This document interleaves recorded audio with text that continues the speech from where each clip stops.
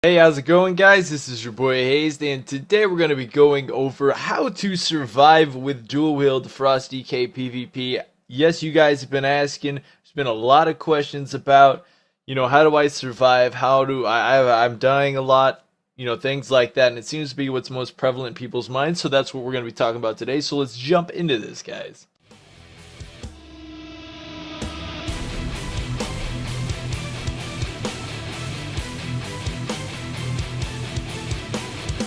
Let's go over the basic heals and how you're going to be healing, guys. Basically, you have two choices you could be using right now. Since they nerfed conversion recently, you don't really want to be using that. It takes up too much runic power now. It's not that great. I mean, it still works, but it's not that great. Now, what you do want to be using for 1v1s, duels, BGs, stuff like that, if you don't have a designated healer on you, is Death Siphon for sure, guys, because Death Siphon's going to give you the most consistent healing, and believe it or not, has actually really great burst healing when used correctly. Now, the other thing is, for like 3s guys, or you're playing healer 2s, you should be using Death Pact because that basically flops burst coming in on you. It's basically all it's really meant to do. From there, since it's on a 2-minute cooldown, it rolls nicely with the other people's burst. So if you're getting focused, you're just like, Death Pact. So that's how you use that. Alright, so Siphon is an interesting ability because it can be used in so many different ways. And I'm going to show you all the different ways you can use Siphon. To stay alive. And even for some of the best classes, or the hardest classes to fight, you may need to do some counter bursting and throw in siphons, because of course the more damage you deal, the more you're going to get healed by your siphons. So let's jump into this, guys. So let's talk about Death Strike. When you use Death Strike, it takes up Frost and Holy Runes. That's when you use Death Strike. If you got Blood Runes, that's where you're going to use them for your siphons, of course. Now here's the really cool part. You can use Plague Leech when, of course, I have stuff on the target. Let's throw those runes down real quick. And you can get 2 death runes. Those 2 death runes can be used on siphons. Those are really big heals right there, especially if they're crits. Now this is where your main healing is going to be coming from. Yes, you do use death strikes, and yes, you do use siphons. If you want to deal a lot of healing, you have to throw them both in. Now here's the big thing that a lot of people miss, guys, is since I'm rolling Runic Corruption, Runic Tap, you don't have to worry about it as much. You do, Blood Tap, you don't have to worry about it as much, but you still will, because those extra runes are going to generate more healing. So with this healing spec, even though I'm using Death Strikes and Siphons to get a lot more healing, I'm still throwing in my Frost Strikes. Why is it key to use Frost Strikes? So you can get those runes up faster and put in a lot more healing. And when you become too starved, of course, you use the Plague Leech again. It's just it's a circle, guys. You really have to keep up. It's a circle. It's not a square. There's no corners. It's a circle. And hold on. We're gonna put glasses on after that one. It's a circle. Anyways, guys, basically you have to keep doing that. Like if you are just tunnel visioning and sitting runic capped with your healing, and you're just like, I need healing, but you're not using your Frost Strikes, you're going to come to a dead end, and basically that's going to allow a lot of classes damage to overcome your healing. You really need to keep the Frost Strikes out to generate those extra runes for the healing, guys, to make it last more. Now, here's the other thing. You need to be able to stay alive, guys. You need to be able to read the other classes' burst. Now, if you're getting bursted on and you're not bursting and they have a nice setup, here's where Chains comes in. Chains is so important, guys. Hit him with Chains, and then use your siphons at range. And when he comes in close, let's say he closes the gap, you can do one of 2 things. If you have a Death Strike, use it.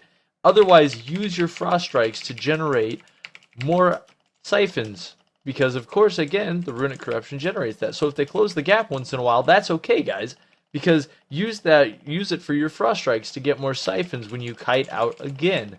Now, you have to switch back and forth between this a lot when you're fighting certain classes. Like a good class to practice on would be a warrior, which hopefully I can find one to show you guys why that's a good class to practice on when learning this method. Now, this method can be used against any melee, basically, guys.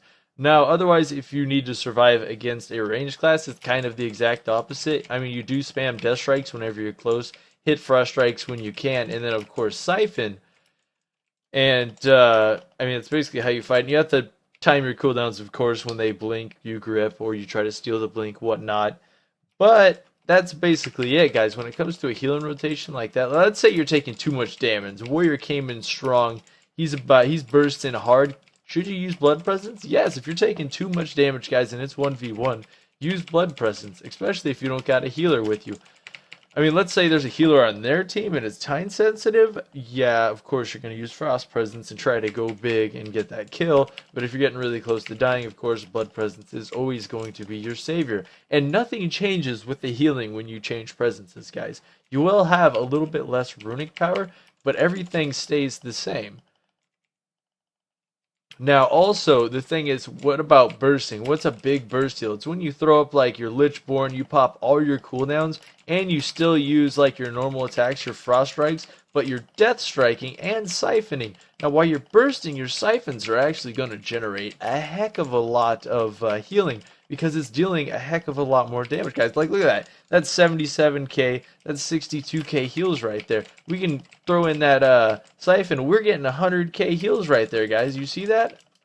Like, those are absolutely nuts when you throw them in with burst. Like, that's where those big godly heals come out. You throw 4 of those siphons out, that's a full heal if you're blowing cooldowns, guys. And let's say you're fighting a Feral Druid. He's actually getting really low. It's a really good Feral Druid. He's staying on you, and he puts you to, you know, low health because of Incarn, and you're barely scraping by. Counterburst the end of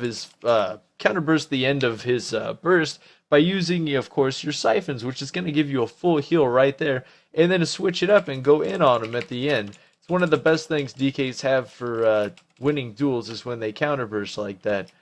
And yeah, it's a really cool factor. You got to keep up the rotation too. It's very key to keep your Frost Strikes rolling, guys, to keep your rotation going, even when it comes to self-healing. Here we got a warrior. Basically, what's going on with this warrior is he's going to start out on us. We're going to kite him, and we're going to use our siphons. Remember what I was saying before, guys, is there's the Plague Leech, and we're going to siphon, we're going to hit him with chains, and we're just going to kite him. We're going to control him, guys. We're not even going to put out pressure on this, guys. But if he does come in close at this point, I can either do 2 things. Death Strike him or hit him with a Frost Strike and keep getting range on him and healing up. This is how we survive, guys. This is why Warriors is one of the best to practice this, is because they are the easiest to kite.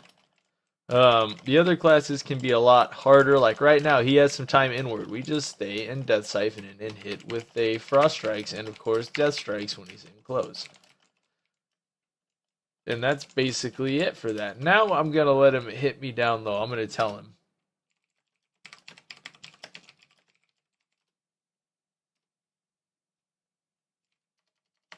Half. Keep hitting me. Keep hitting me. Keep hitting me.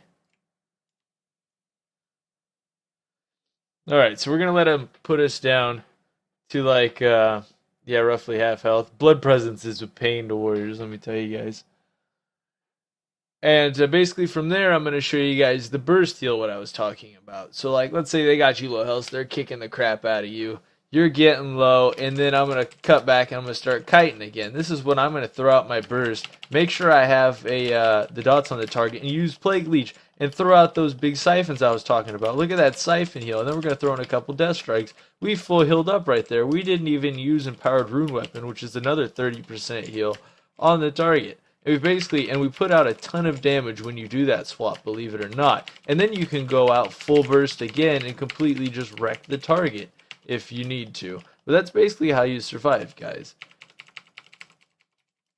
Now we're just gonna kill our buddy. He was nice enough to volunteer for this. Now you gotta go, dude.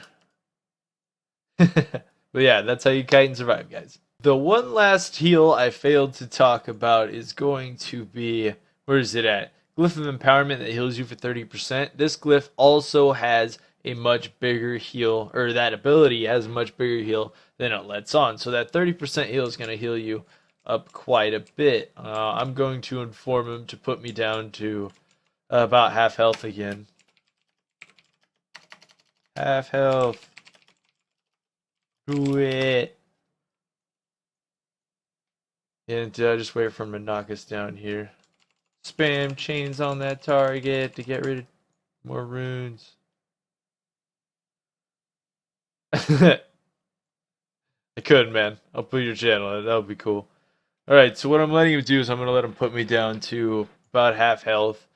And then I'm going to show you the power of Empowered Rune Weapon healing, which is basically the same thing, which is going to refresh, of course, all the siphons and give us a big 30% heal, and then extra siphons once it does, because you also get the death strikes back from it. So it's like big heals. Now we're cutting back. We've lost a lot of health here. We're going to throw a powered rune weapon right there and throw in extra siphons and use the extra death strikes that we got from the ability, which also results in basically another full heal.